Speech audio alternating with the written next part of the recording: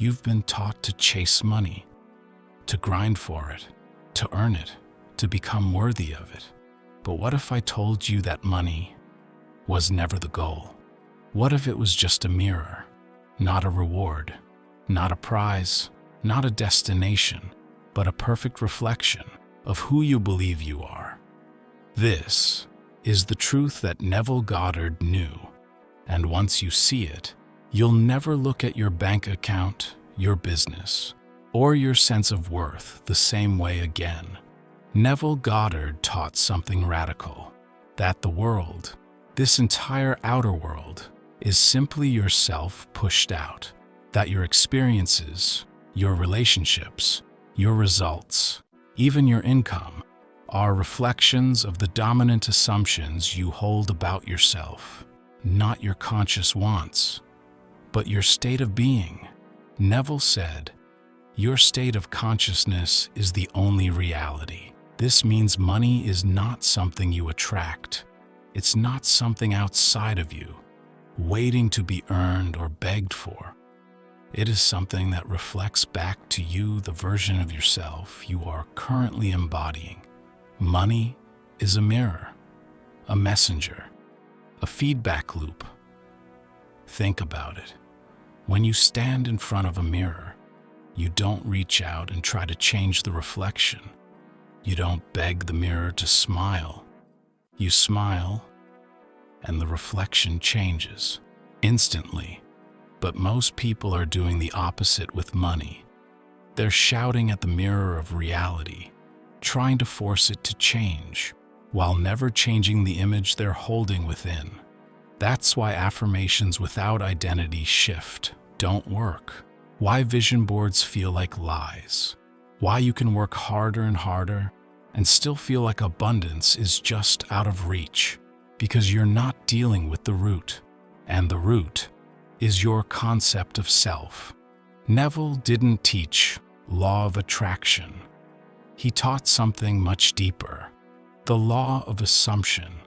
Assume the feeling of the wish fulfilled, he said.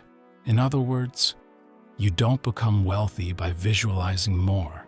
You become wealthy by assuming the state of a person who is already abundant, not pretending, not forcing, but gently, quietly being. Money flows to the version of you that believes it's natural, that feels safe in abundance, that no longer doubts they are the source. So ask yourself right now, what state am I living in? Not what you want, not what you're trying to manifest, but the state you're truly identified with, moment to moment. That's what the mirror responds to, not your effort, your embodiment.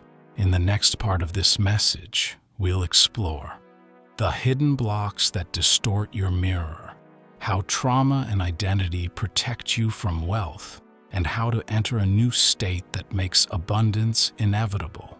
So if money is a mirror, why does it reflect struggle for some and ease for others? Why do some people seem to attract wealth effortlessly, while others feel like they're stuck in scarcity no matter what they try? Here's the truth. Few are willing to say, you are not failing to manifest money. You are unconsciously protecting yourself from it. Somewhere deep inside you, your nervous system decided it's not safe to have more. Maybe you grew up watching people fight over money.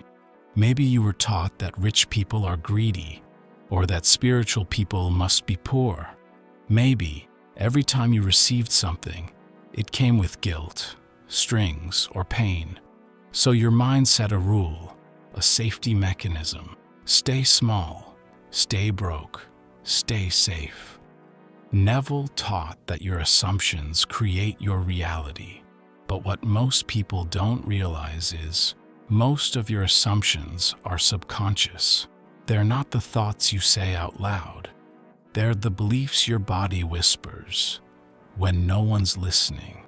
So here's the uncomfortable truth. You may be affirming abundance, but assuming lack. You may be visualizing millions while vibrating with survival.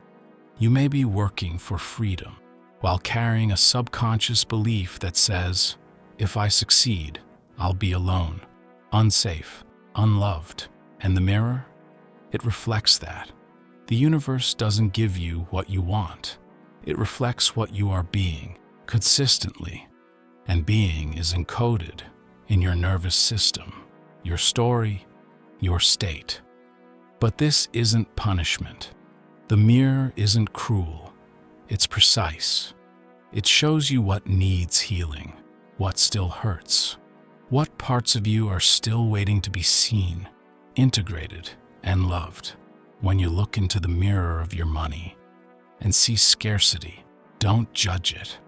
Don't resist it. Instead, ask it, what part of me still believes I'm not enough? What version of me is still clinging to survival? This is shadow work. This is nervous system healing. This is the hidden path to wealth that most manifestation content never dares to explore. Neville said, to be transformed, the whole basis of your thoughts must change. That means not forcing wealth, but choosing to identify as someone who naturally embodies it. Not chasing money, but becoming a person for whom wealth is inevitable. This isn't ego, it's remembering. So here's a gentle practice, a way to begin shifting today. Close your eyes for a moment. Imagine your current situation, the bank balance, the tension, the frustration, and now say, slowly, in your imagination, I remember when money was a struggle. Feel the shift. When you say, I remember when, you've already moved beyond the problem. You've stepped into the version of you for whom that struggle is in the past. Hold that state, not as a trick, but as a new identity, remembered. In the final part of this message, we'll go even deeper. How to stabilize the wealth state, why money shows up when you stop needing it, and the final truth Neville left us with about your true identity. Now that you've touched the feeling of being beyond the struggle, the next step is not to chase, not to affirm endlessly, but to stabilize the state of the one who already has. Neville said, the feeling of the wish fulfilled must be assumed until it has the tone of reality. That means consistency, not an effort, but an identification. How would you walk if wealth were already yours? How would you speak if money no longer mattered? How would you choose if lack was no longer part of your story? Begin doing that. Begin being that. Here's the paradox. Money tends to arrive the moment you no longer need it to define you. Why? Because need is rooted in lack, and the mirror can't show you what you don't yet believe you are. When you become free within, money simply joins your frequency.